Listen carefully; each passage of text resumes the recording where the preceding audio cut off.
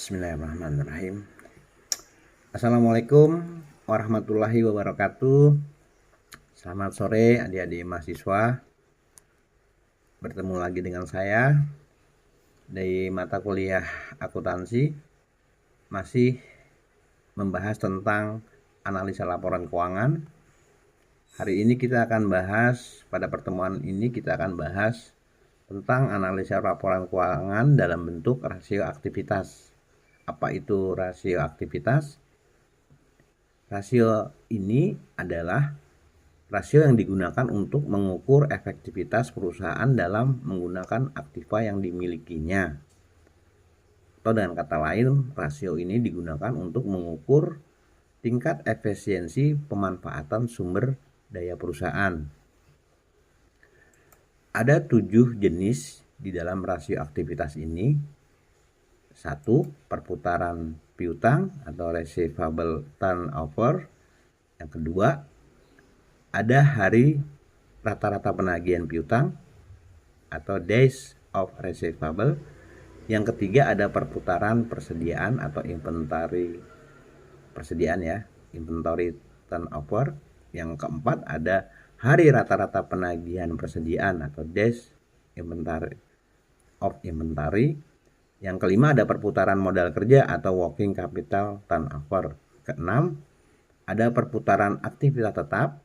Ya, yang ketujuh, ada perputaran total aktiva. Nah, ini bisa dibedakan ya.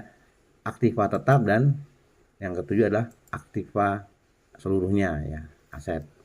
Baik, kita bahas satu persatu. Yaitu perputaran piutang atau receivable turnover dengan rumus penjualan bersih atau penjualan kredit ya, penjualan bersihnya kredit dibagi oleh piutang.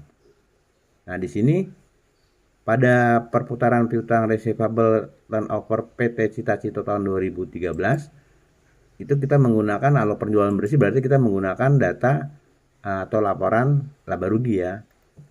Nah, di sini ada Pak Yuda siapkan ya, laporan laba rugi. Nah, di sini ada laporan laba rugi PT Cita-Cito tahun 2013. Nah, di sini ya.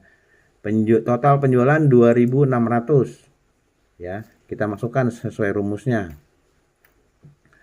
Penjualan kredit 2.600. Kemudian dibagi piutang. Piutang di akun neraca ya. Itu sebesar 2013 ya, masih di 2013. Nah, soalnya ini per periode ya, laporannya ada 2013, 2014, 2015, dan 2016. Nanti kita bisa analisa semuanya ya, satu persatu. Yaitu 540. Nah, 540 piutangnya. Maka setelah dilakukan perhitungan ya, ketemulah 4,81. Artinya rasio ini menunjukkan bahwa perputaran piutang ya untuk tahun 2013 adalah sebanyak 4,81 kali dibandingkan penjualan. Ya. Nah, ini adik-adik mahasiswa juga bisa melatih ya untuk tahun-tahun berikutnya ya, 2014, 2015 dan 2016 dengan rumus yang sama dan perhitungan sama dan narasi yang sama. Baik, selanjutnya kita akan masuk ke jenis analisa laporan aktivitas yang kedua, yaitu hari rata-rata penagihan piutang atau days of receivable, yaitu dengan cara menjumlah hari dalam satu tahun. Oke, Pak Yuli panjangkan jumlah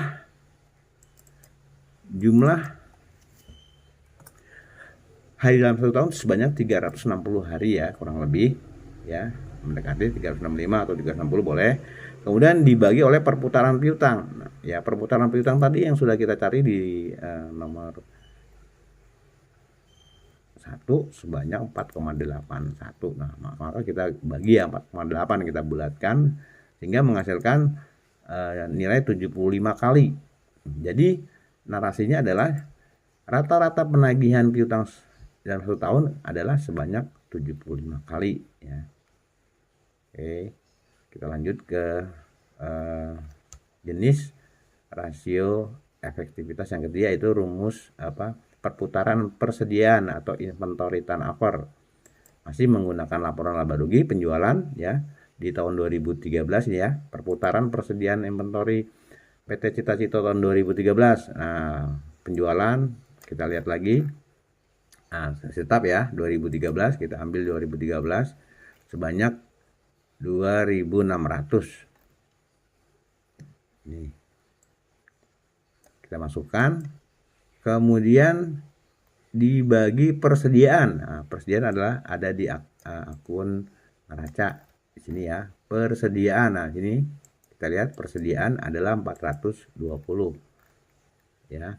Maka setelah dilakukan perhitungan ya, kita menghasilkan angka 6,19. Artinya rasio ini menunjukkan bahwa 6,19 kali persediaan barang dagangan ya akan diganti dalam 1 tahun. Apabila rata-rata industri untuk inventory turnover tuh, maksudnya rata industri itu kita bandingin dengan perusahaan yang sama di wilayah itu ya. Setelah di rata-rata dihitung semua perusahaan yang sejenis di wilayah itu ada 5 kali. Berarti inventory turnover ini kita lebih baik karena di atas rata-rata industri setempat ya. Demikian adik-adik bisa dicoba latihannya untuk tahun-tahun berikutnya 2014, 2015 dan 2016. Oke, baik. Kita tadi yang ketiga, berarti kita akan mencari yang kelima ya. Keempat apa ya, belum ya. Nah, oke, sebentar, hilang ya kamus. Oke, kita coba masuk yang kelima, yaitu perputaran modal kerja ya, atau working capital turnover. Rumusnya adalah penjualan bersih dibagi modal kerja. Nah, penjualan bersih masih di data yang sama, itu 2.600 ya, 2.600. Kemudian dibagi modal kerja. Modal kerja itu total aset lancar ya 1060 nih. Kita lihat sini 2013 jumlah kerjanya adalah 1060 sehingga menghasilkan angka 2,45. Artinya rasio perputaran modal kerja ini ya pada tahun 2013 sebanyak 24,5 ya. Ini berarti pula bahwa setiap Rp1 modal kerja dapat menghasilkan 2,45 penjualan. Oke, lanjut kita adik-adik juga bisa lanjutkan ya, jangan lupa ya untuk melatih di tahun-tahun menganalisa laporan keuangan aktivitas ini di tahun 2014, 15 dan 16 dengan rumus dan narasi yang sama. Kemudian kita masuk ke fixed asset turnover ya, dengan rumus penjualan atau sales ya dibagi oleh total aktiva tetap ya. Ya kita supaya nggak bolak-balik bayu rekap sini. Penjualan tahun 2013 itu adalah 2.600 nih, kita bayu tulis. Kemudian total aktiva tetapnya 3.000 ya. Coba kita cek total aktiva tetap ini ya, total aktiva tetap. Nah, ini dia. Total aktiva tetap. Nah, di sini 2013. Nah, total aktiva tetap ya. Ya, kita masukkan. Kemudian akan setelah dia lakukan perhitungan ya sesuai rumus akan ketemu 0,9 kali. Artinya bahwa rasio perputaran aktiva tetap tahun 2013 ini sebanyak 0,9 kali ya. Ya, ini berarti juga setiap Rp1 aktiva aset tetap itu dapat menghasilkan 0,9 penjualan. Kemudian di tahun 2014 sesuai daftar tabel ini ya, tahun 2014 yaitu penjualan. Nah, 2014 coba kita lihat penjualan 2014. Nah, 2014 tuh ini ya. Penjualan. Nah, berarti di sini 2.850. Oke. Kemudian dibagi oleh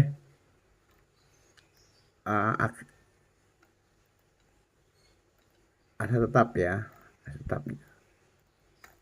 Tadi aktiva tetap sebanyak 3.400. Oke, setelah dilakukan perhitungan akan menghasilkan 1,1 kali rasio turnover. Ini berarti bahwa di tahun 2014 ya itu ada sebanyak 1,1 kali.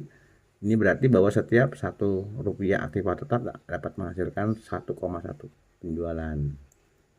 Demikian seterusnya ya untuk tahun 2015 dan 16 adik-adik bisa melatih. Kemudian yang ketujuh, kita tadi aset tetap, berarti sekarang total aset. Nah, total aset turnover itu untuk penjualan itu berapa kalinya ya, berapa efektivitasnya ya, seberapa efektifnya dari total aset ini ya. Yaitu dengan rumus penjualan tetap penjualan ya. Kita ambil contoh 2013 masih sama 2.600. Ini ya, penjualan 2.600. Kemudian dibagi oleh total aset. Nah, total aset kita neraca ya, kita ketemu nih total aset. Nah, ini total aset 3.000 di tahun 2013. Ya, 2013. Jadi dia akan ketemu nilai sebesar 0,9 kali. Nah, ini berarti bahwa perputaran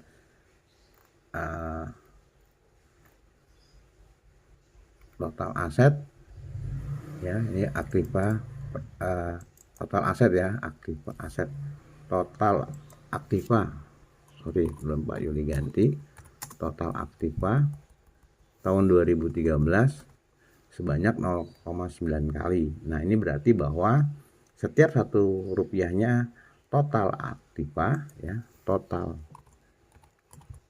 aktiva ya, total aktiva dapat menghasilkan 0,9 kali. Itu 2016 bagi 3 betul ya.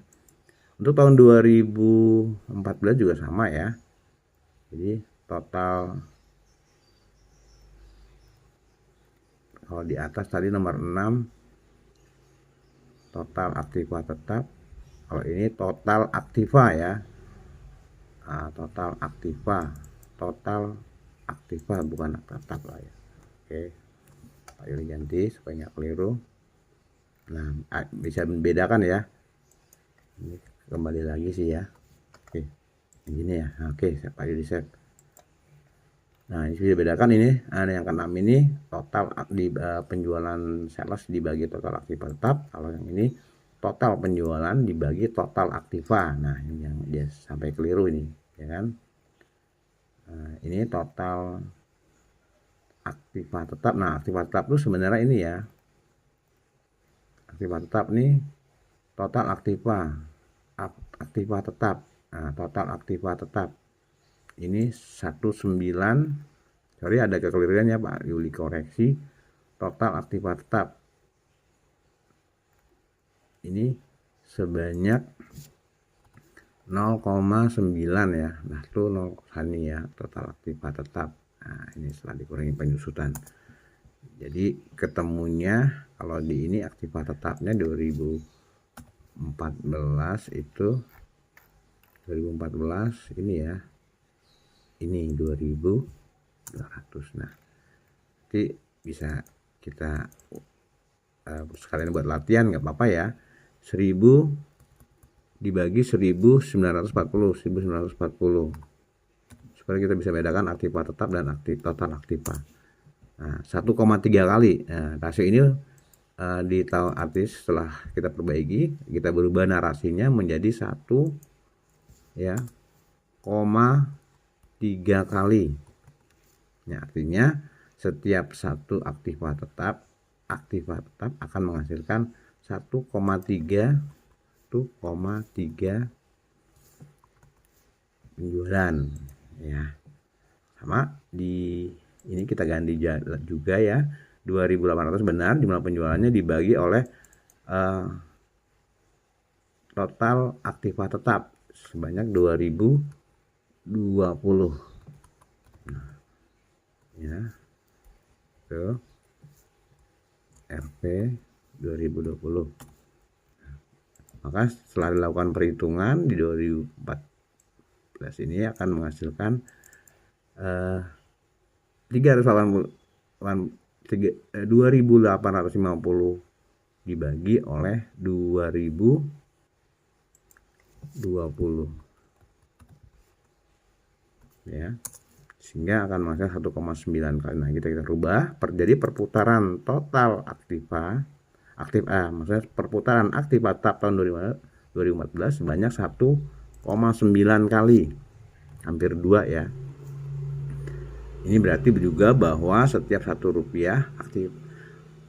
aktiva tetap dapat menghasilkan 1,9 penjualan gitu. 1,9 rupiah ya, menghasilkan 1,9 penjualan. Nah, ini bagus ya. Nah, ini tadi total aset udah kita perbaiki ya. Ini juga udah kita perbaiki. Satu benar ya, total aktiva ya 3.500. Oke ya, adik-adik bisa melakukan latihan ya seperti yang ini untuk menganalisa tahun 2014 sampai 16 ya untuk latihan. Semoga bermanfaat. Billahi taufiq wal hidayah. Wassalamualaikum warahmatullahi wabarakatuh. Nah, ini ya.